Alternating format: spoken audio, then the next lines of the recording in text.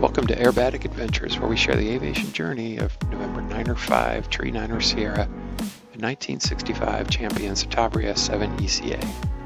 I'm Matt Moore, and I'll be your host and pilot in command along the way. So without further delay, master on, mags hot, and clear prop.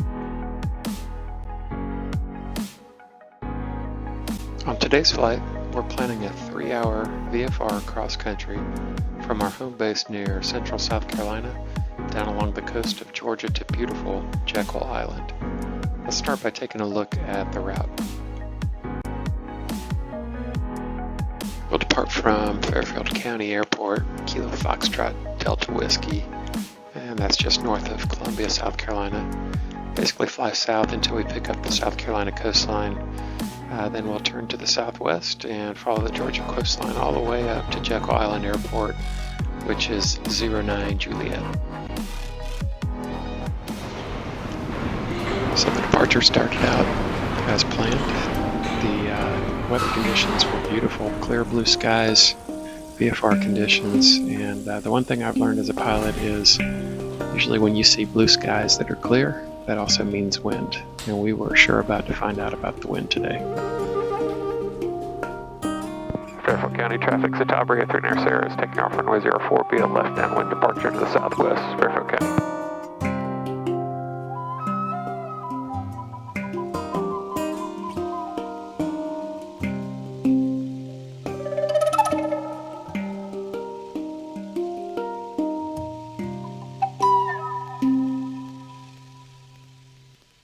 Fairfield County traffic, Citabria 3 near Sarah, left Crosswinds 04, Fairfield County.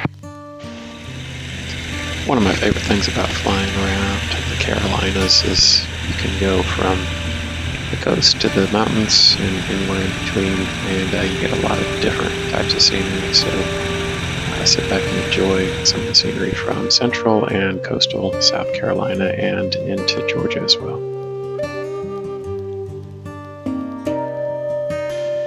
So typically, maybe 15 miles outside of destination airport, I try to pick up the automated weather at the local airport. And today happened to be a little bit of a surprise. Just listen.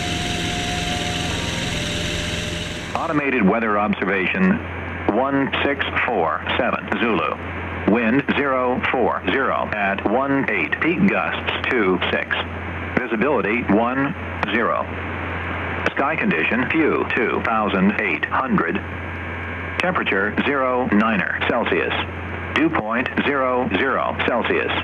Altimeter 3028. Remarks: density altitude minus 1,000. Anybody catch those winds at the destination airport?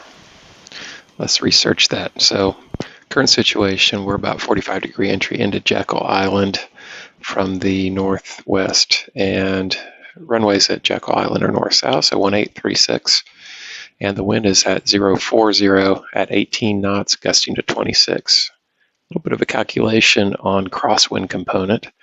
That gives a crosswind factor of 17 knots, and if you didn't know that max demonstrated crosswind component for a Citabria 7 ECA is 17 knots. That is what we're experiencing at Jekyll. This, my friends, is called pucker factor.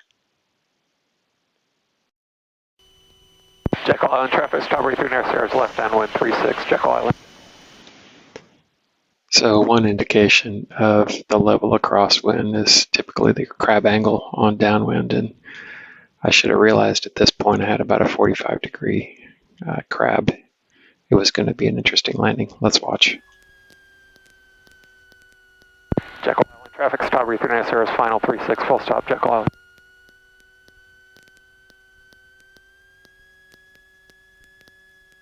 Southwest 2000, descending 1,500, air left downwind 34 for McKenna. Same time. Okay, South Valley, North 25, the time that pattern, So all the radio chatter from a nearby airport certainly didn't help, but first attempt was definitely a go-around, and now we'll take a look at the second attempt. Jekyll Island traffic, Citabria 3 near Sarah's final 36, full stop, Jekyll Island. So nice stable approach, everything looked good. Ironically, as soon as I got under tree top level, the wind just started beating the crap out of me. A couple things you'll notice here. First of all, notice that the ramp is completely vacant, no other aircraft there. Secondly, you'll see the windsock here shortly, direct crosswind as expected. And second attempt was definitely a no-go. At this point, I only really had one option left, and that was to depart back home.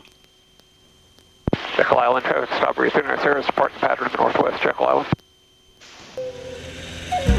So I thought a lot about the landing attempts on the way home and felt like I made the right decision. The saving grace to the overall flight was the conversation I had coming back into the home airport. Take a listen. Fairfield traffic, Skyhawk 815 for left base for runway 04, Fairfield. And Fairfield County traffic, Citabria 390 is left downwind number 2, Fairfield. I bet that Citabria is a lot of fun. Yes, sir. A little windy today, though. I got to deploy the bag on my first flight with my first student today. Awesome.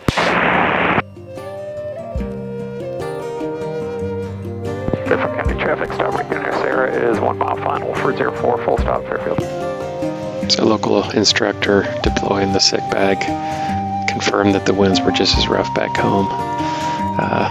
Last thing I had to do was still had a crosswind landing to finish up, and felt way better about this one. Fairfield traffic, Arbitral Center, Mike Echo, 5 miles northwest. We'll be landing runway 4, Fairfield.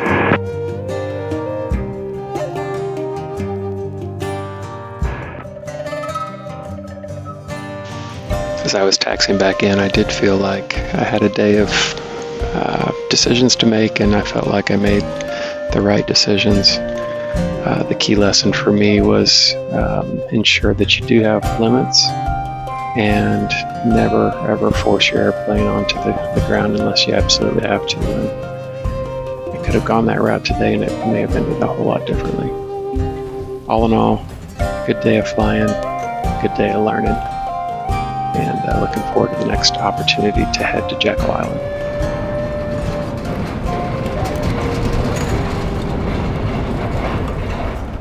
That's it for this episode.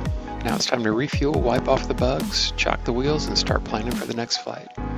Thanks for watching, and I hope to see you again soon on another Airbatic Adventure. See ya.